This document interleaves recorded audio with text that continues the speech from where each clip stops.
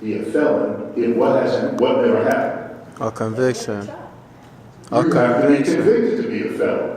So how can they say this was a justifiable homicide of a felon if the person never had their day in court because they were executed? So this is our Department of Justice, and this is what they're doing. So to get back to equal protection, it's going to take a movement, just like it took a movement to undo slavery, and it took a movement to get the 13th and 14th. Believe me, all at that time, white males did not suddenly have a conscience and just decide this needed to be done. There was a whole abolitionist movement. So we're going to need people like you to go tell people their rights. We're going to have people come out to things like this and get the information, get the training, the People's Survival Program, and they'll announce how to find information for the next cycle, and then do what we've been doing ever since Oscar Grant, Trayvon Martin. Case after case has built up to the point now where the whole country is paying attention. How many of you are seeing a lot more shootings on television and in the media now than before?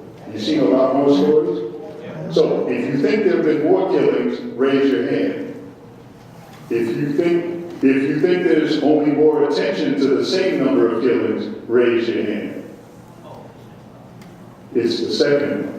The same number of people are being killed, but the media is paying attention because there was a movement. 37 states, 150 cities had spontaneous demonstrations against police brutality. It was bigger than the race riots. It was the only thing that was bigger than this was when Martin Luther King was shot, but you wouldn't know that from the media, that 37 states and 150 cities had protests for Michael Brown police brutality. So we're going to have to push the way we have in order to get the 14th Amendment to be really applied, because right now black men and Latino men are being killed in huge numbers, and they don't have the equal protection under the law. And black women. Hello.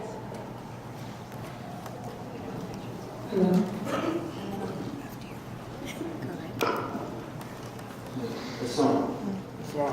In the name of the Lord, beneficent and merciful, arise and give praise to Allah, and I give honor to His holy prophet, I give honor to all the people here today who are gathered. I want to make a point concerning the 14th Amendment in the American Constitution. Brother man, what's your nationality? My nationality? Cherokee Indian, and I'm African with no sense of what nation I'm from. So, now, this American Constitution that we're attempting to have this 14th Amendment applies to, right? This American Constitution applies to American citizens.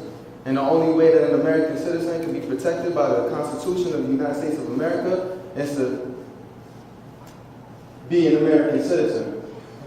So, you didn't even claim it. So how many of us out here know? So if we don't even know that we're American, how can we act like it? See, America was built as a republic and was founded by your forefathers as well as ours, in conjunction, so that we could provide ourselves what was required for freedom, justice, and equality, or how I said in the Constitution, the pursuit of life, liberty, and the pursuit of happiness. But if the free national constitution of the American country states that all men are created free and equal, then there is no necessity for the 14th Amendment. I don't feel, but due to the research that I've acquired, should we just apply the American Constitution as our rightful citizenship allows us to? We wouldn't need to be running around trying to protest and trying to rally. We would actually organize with the people here. How many people here are registered voters? Raise your hand.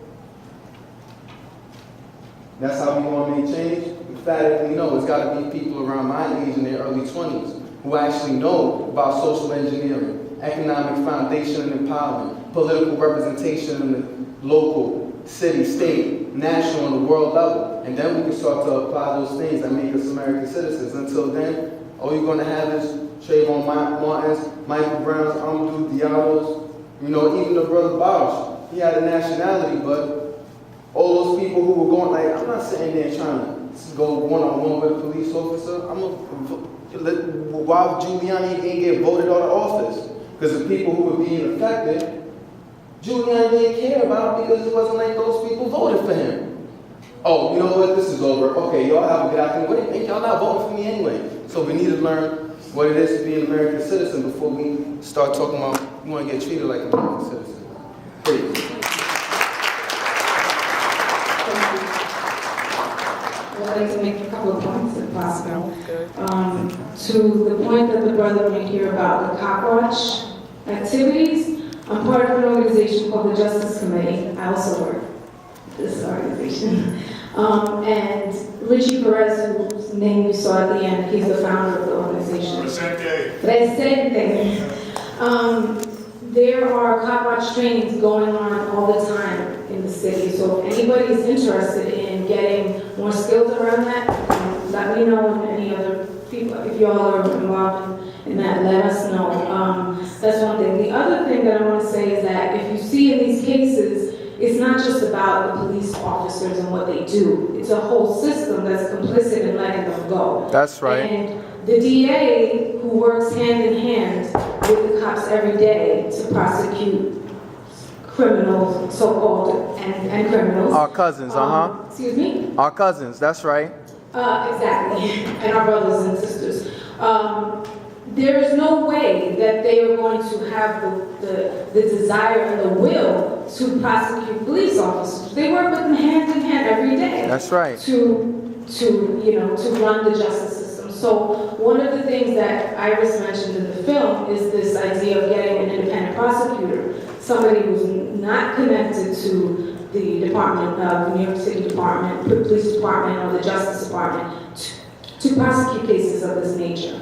And when Eric Garner was killed in Staten Island last year, the state attorney general, Eric Schneiderman, asked the governor, Cuomo, to sign an executive order granting him the ability to prosecute and investigate cases of this nature.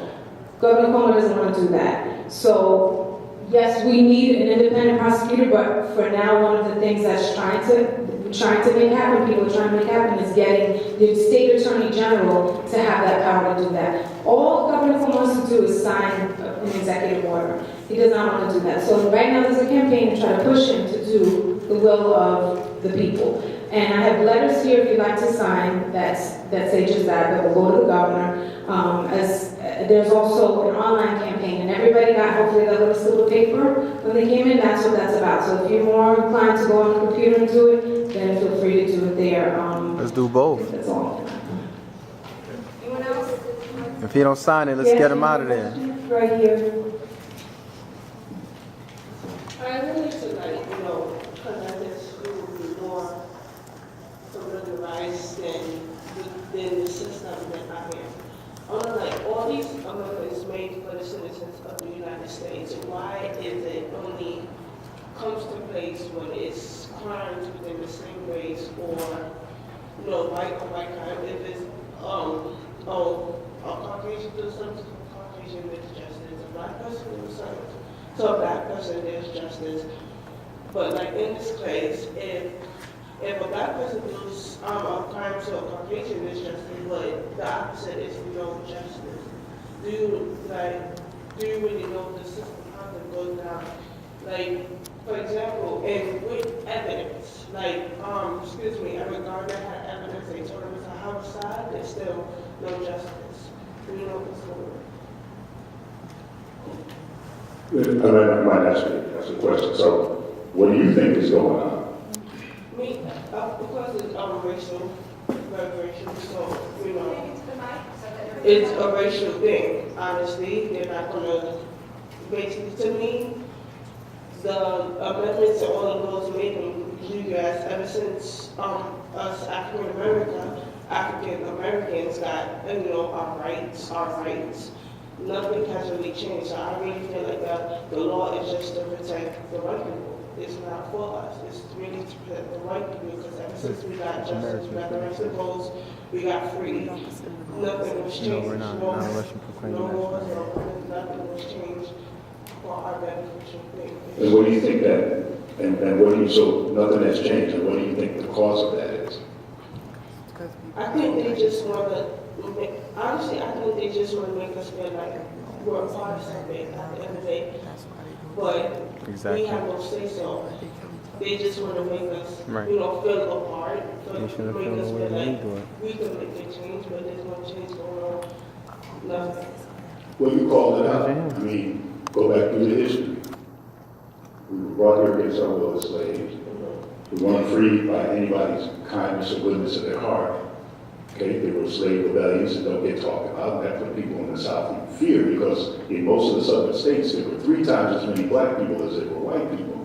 So it was more like South Africa is today than the way we think of it now. Talk about it. People got